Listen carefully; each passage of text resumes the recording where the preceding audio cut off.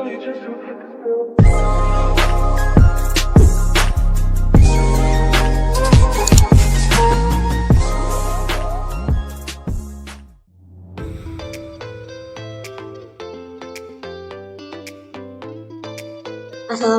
warahmatullahi wabarakatuh. Halo semuanya, siswa-siswi kelas 12 Akuntansi Keuangan Lembaga.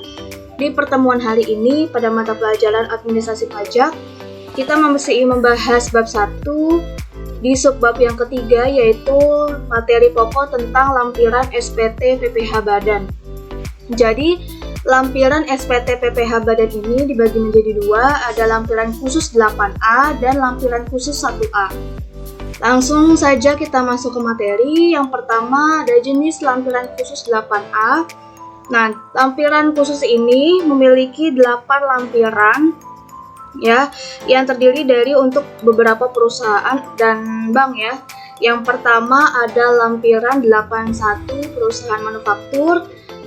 Yang kedua lampiran 8A2 perusahaan dagang, lampiran 8A3 bank konvensional, lampiran 8A4 untuk bank syariah, lampiran 8A5 untuk perusahaan asuransi, lampiran 86 untuk perusahaan non-kualifikasi, lampiran 8A7 untuk perusahaan dana pensiun. Nah, di sini Ibu sudah mempunyai lampirannya ya, bentuk lampiran dari SPT PPh Badan. Yang pertama ini 8A1 untuk perusahaan manufaktur. Ya, di sini sudah lengkap, ada beberapa uraian. Kalian bisa lihat di buku paket halaman 28 ya. Nanti lampiran ini akan Ibu share di Google Classroom. Lalu yang kedua, 8A2 di sini lampiran untuk perusahaan dagang. Ya, di sini ada beberapa elemen dari neraca yang digunakan untuk perusahaan dagang. Ya, kalian bisa lihat di buku paket halaman 31. Ya, jadi perusahaan dagang itu merupakan badan usaha yang kegiatannya membeli barang, menyimpan sementara, tidak mengubah bentuk dan menyalurkan barang dari produsen kepada konsumen. Lalu ada lampiran 8A3. Di sini 8A3 ini untuk bank konvensional. Apa itu bank konvensional? Jadi bank konvensional merupakan bank yang melaksanakan kegiatan usaha konvensional yang dalam kegiatannya memberikan jasa dalam lalu lintas pembayaran secara umum berdasarkan prosedur dan ketentuan yang telah ditetapkan. Jadi kalau misalkan diminta untuk melampirkan lampiran SPT PPh Badan untuk bank konvensional, kalian memakai lampiran yang 8A3. Lalu ada lampiran SPT PPh Badan yang 8A4. 8A4 ini digunakan untuk bank syariah. Bank syariah ini maksudnya adalah entitas yang dilakukan penghimbauan dari dana dari masyarakat dalam bentuk pembiayaan. Ya. Jadi 8A4 ini khusus untuk bank syariah. Lalu ada lampiran SPT PPh Badan 8A5 untuk perusahaan asuransi. Jadi asuransi ini merupakan bentuk pengalihan resiko dengan cara mentransfer kepada pihak lain, yaitu perusahaan asuransi.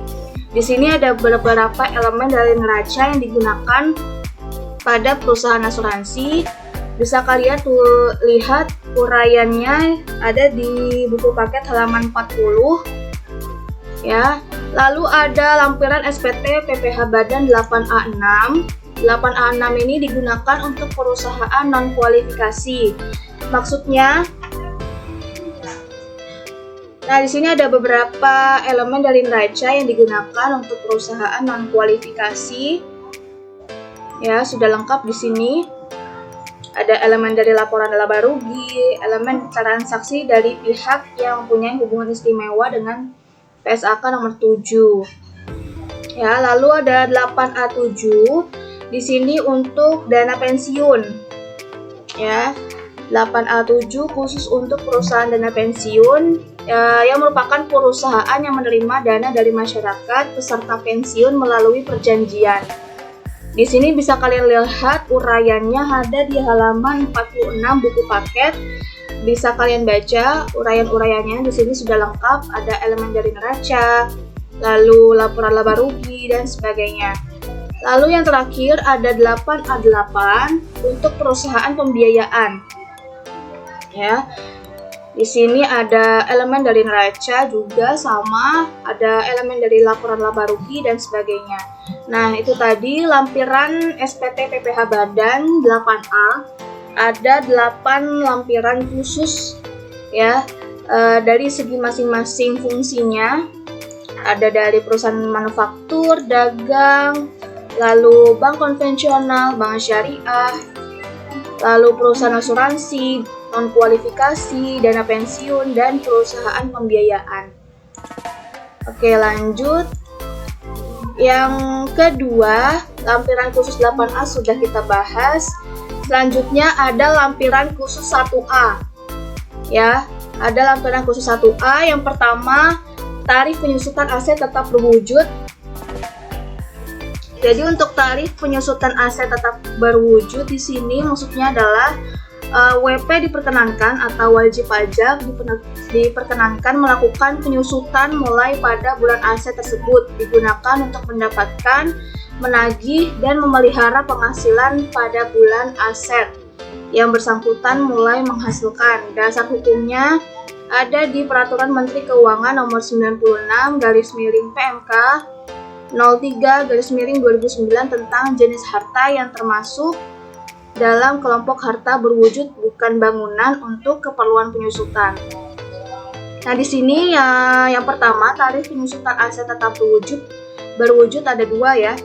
Yang tarif penyusutan kelompok aset berwujud bukan bangunan dan berwujud bangunan. Nah, di sini ada beberapa kelompok bukan bangunan ya, ada 4 kelompok. Masa manfaatnya berbeda-beda setiap kelompoknya. Kelompok pertama, masa manfaatnya 4 tahun. Kalau untuk garis lurus, pengenaannya sebesar 25%, untuk saldo menurun adalah 50%. Kelompok 2, masa manfaatnya 8 tahun, garis lurusnya sebesar 12,5%, saldo menurun 25%.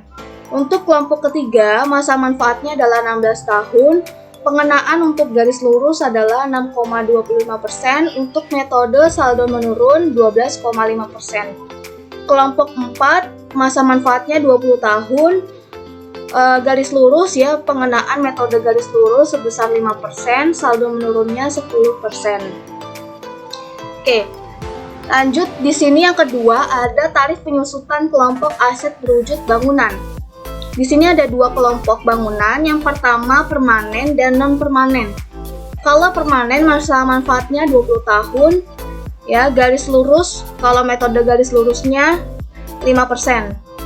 Ya, kalau non-permanen masa manfaatnya 10 tahun, kalau penggunaan metode garis lurusnya adalah 10%. Nah, bisa kalian lihat untuk jenis berwujud dari kelompok 1, kelompok 2, 3, dan 4 ada di buku paket halaman 49, bisa kalian baca. Ya, di situ ada kategori dari semua jenis usaha yang kelompok 1. Lalu ada kelompok 2, 3, dan 4. Di situ ada beberapa kategorinya. Tergantung dari soal yang diminta ya. Jadi berbeda-beda kelompoknya. Oke. Langsung ke contoh kasus soal. Yang pertama, untuk tarif penyusutan aset tetap berwujud, ada PT Maju Jaya, yaitu wajib pajak badan memiliki mesin yang dibeli tanggal 2 Januari 2019 dengan harga 150 juta. Mesin termasuk aset kelompok 1 dengan masa manfaat 4 tahun. Berdasarkan data tersebut, Anda diminta menghitung penyusutan mesin jika menggunakan metode garis lurus yang pertama, yang kedua menggunakan metode saldo menurun. Oke, kita langsung ke penghitungan dan penyelesaiannya. Oke, kita langsung masuk ke penyelesaiannya dan penghitungannya ya. Yang harus kalian perhatikan di sini, harga perolehannya adalah 150 juta untuk mesin ya. Mesin termasuk dalam kelompok 1 ya, aset kelompok 1 dengan masa manfaatnya 4 tahun. Maka di sini pengenaan tarifnya untuk kelompok 1 masa manfaatnya 4 tahun, garis lurus sebesar 25%, Untuk saldo menurun 50%. Ya, langsung saja kita hitung. Di sini Ibu menggunakan Excel biar gampang. Nah, nilai buku awal di tanggal 2 Januari 2019 awal tahun sebesar 150 juta. Nah, kenapa di sini tahunnya ada 4? Karena di sini masa manfaatnya 4 tahun, maka kita buat selama 4 tahun ke depan. Dari 2019 akhir, 2020, 2021, dan 2022. Tarifnya tadi adalah untuk masa manfaat kelompok 1, masa manfaat yang 4 tahun, garis lurus sebesar 25%. Ya, di sini kita tulis 25%, 25%, 25%, dan 25%.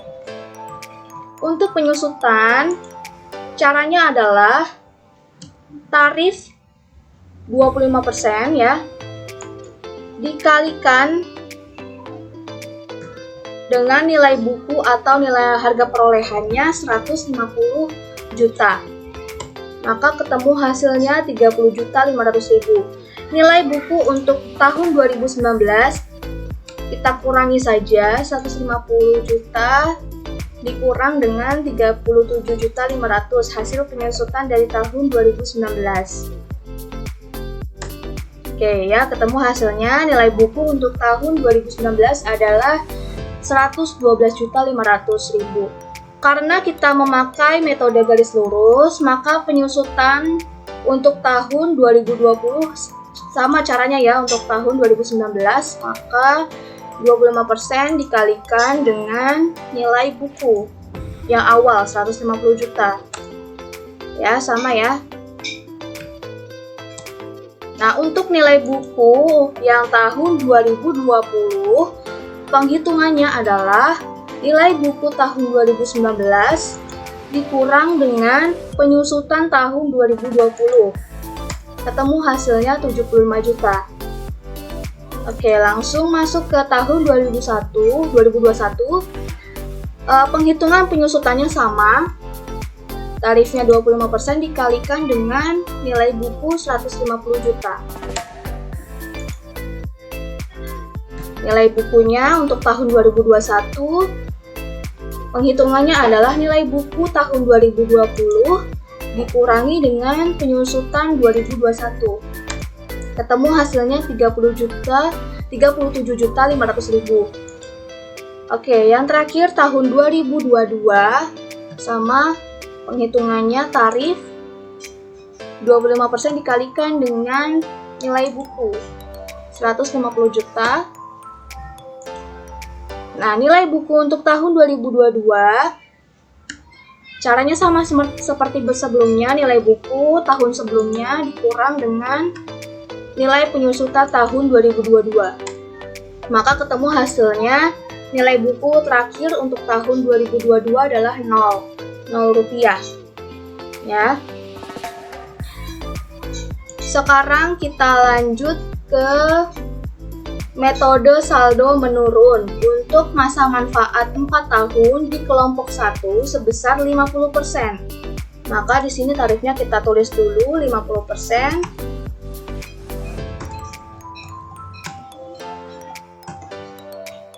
Nah, ini kita ganti dengan rupiah dulu biar kalian tidak bingung. Ya, nilai bukunya sama 150 juta. Karena kita masih menggunakan soal yang tadi ya. Ini desimalnya kita ubah jadi 0. Nah, biar gampang lihatnya. Lalu untuk penyusutan tahun 2019 akhir, kalian kalikan saja sama seperti metode garis lurus. Tarif 50% dikalikan dengan nilai buku sebesar 150 juta, maka ketemu hasilnya adalah 75 juta. Oke, lanjut. Nilai buku untuk tahun 2019 sama dengan 150 juta dikurangi dengan hasil penyusutan tahun 2019. Ketemu hasilnya 75 juta. Nah, berbeda dengan penghitungan metode garis lurus, untuk metode saldo menurun, ya, tarif penyusutan untuk tahun 2020, cara menghitungnya adalah tarif sebesar 50% dikalikan hasil penyusutan dari tahun 2019 ya. Jadi 50% dikalikan 75 juta, bukan lagi yang 150 juta ya, karena ini adalah metode saldo menurun. Hasilnya adalah 37.500.000. Nah, lalu lanjut ke nilai buku ya yang tahun 2020.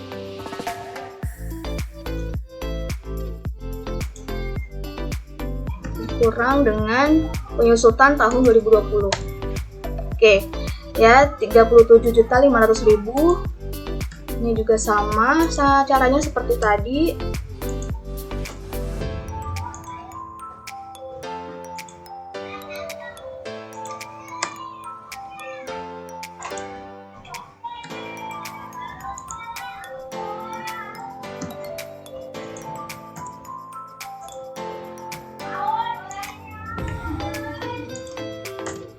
Nah, itu tadi ya penghitungan penyusutan dengan metode saldo menurun dan garis lurus. Yang terakhir hari ini yaitu menghitung amortisasi aset tetap tidak berwujud. Apa yang dimaksud dengan amortisasi? Jadi amortisasi merupakan penurunan atau pengurangan nilai secara bertahap pada aset tetap tidak berwujud.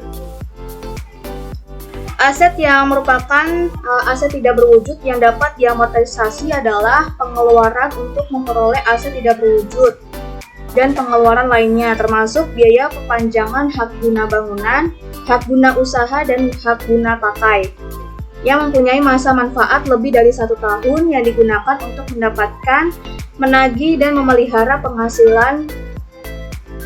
Ya, lalu di sini ada metode amortisasinya.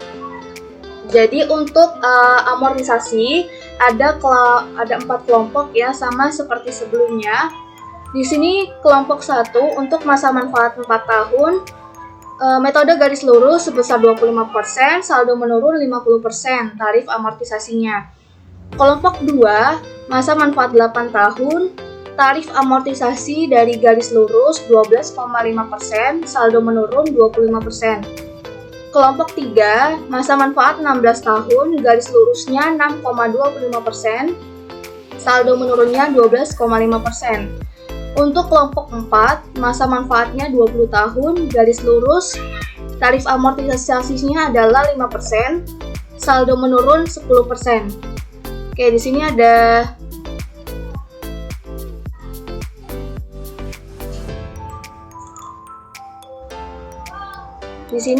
contoh kasus soal untuk amortisasi aset tetap tidak berwujud. Jadi untuk pada tanggal 20 Januari 2019, UD Sentosa mengeluarkan uang sebesar 400 juta untuk memperoleh waralaba dan ahas selama 4 tahun untuk membuka minimarket yang beroperasi resmi mulai 3 Februari 2019. Berdasarkan data tersebut, diminta untuk menghitung amortisasi menggunakan metode garis lurus dan saldo menurun. Yang harus kalian perhatikan di sini tarifnya ya, harga perolehannya 400 juta, masa manfaatnya sebesar 4 tahun. Jadi kita menggunakan kelompok 1 masa manfaat 4 tahun untuk garis lurus 25%, saldo menurun 50%. Ya, langsung saja kita ke Excel.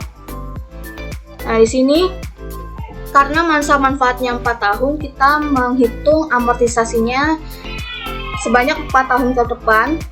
Ya, di yang pertama karena awal 2019 kita buat tahun 2019, 2020, 2021 dan 2022. Untuk tarif amortisasi metode garis lurus yang tadi sebesar 25%. Kita tuliskan dulu di sini tarifnya. Oke, nilai sisa buku ya, perolehan yang pertama di sini sebesar 400 juta. Kita tulis. Oke ya, 400 juta. Maka nilai amortisasi untuk metode garis lurus Penghitungannya adalah tarif sebesar 25% dikalikan dengan nilai sisa buku yang pertama. Ketemu hasilnya 100 juta. Nah, nilai sisa buku untuk tahun 2019 caranya adalah nilai sisa buku yang sebesar 400 juta dikurangi dengan nilai amortisasi tahun 2019. Ketemu hasilnya 300 juta. Nah, karena ini metode garis lurus sama seperti yang penyusutan aset tetap berwujud yang sebelumnya, penghitungannya adalah tarif 25% dikalikan dengan nilai sisa buku yang 400 juta. Harga perolehan yang pertama, maka hasilnya sama 100 juta. Nah, untuk penghitungan nilai sisa buku tahun 2020, caranya yaitu nilai sisa buku tahun 2019 dikurangi dengan nilai amortisasi tahun 2020. Ini sama caranya, dikalikan dengan nilai buku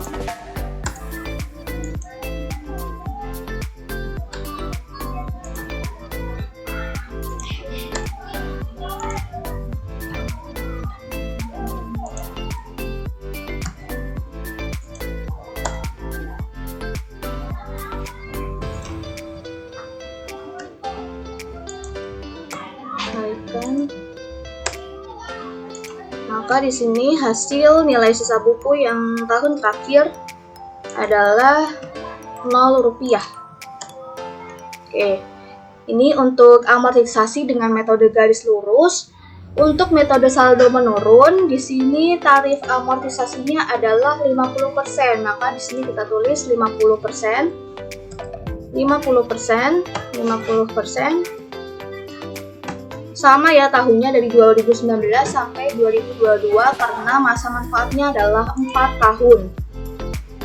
Nilai sisa bukunya 400 juta yang awal. Maka nilai amortisasi untuk tahun 2019 adalah 50% dikalikan nilai sisa buku 400 juta. Ketemu hasilnya 200 juta. Untuk nilai sisa buku tahun 2019, penghitungannya adalah nilai sisa buku dikurangi dengan nilai amortisasi tahun 2019. Ketemu hasilnya 200 juta. Nah, karena ini metode saldo menurun, untuk tahun 2020, cara menghitung amortisasinya adalah 50%, tarif 50% dikalikan dengan amortisasi tahun 2019. Ketemu hasilnya 100 juta. Nilai sisa bukunya sama nilai sisa buku tahun 2019 dikurangi dengan amortisasi tahun 2020.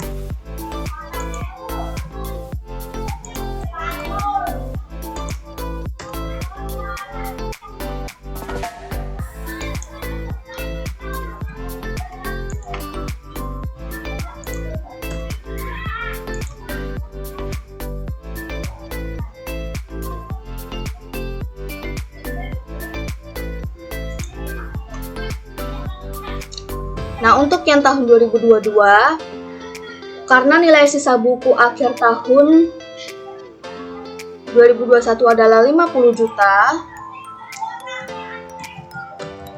maka diamortisasi sekaligus sebesar 0 rupiah ya. Kita amortisasi sekaligus, jadinya ketemu 0 rupiah. Nah, itu tadi penghitungan materi kita hari ini, mulai dari membahas lampiran khusus 8A sampai lampiran khusus 1A, dan menghitung tarif penyusutan aset tetap berwujud sampai amortisasi aset tetap tidak berwujud. Ya, sekian pertemuan hari ini. Terima kasih sudah menyimak. Wassalamualaikum warahmatullahi wabarakatuh.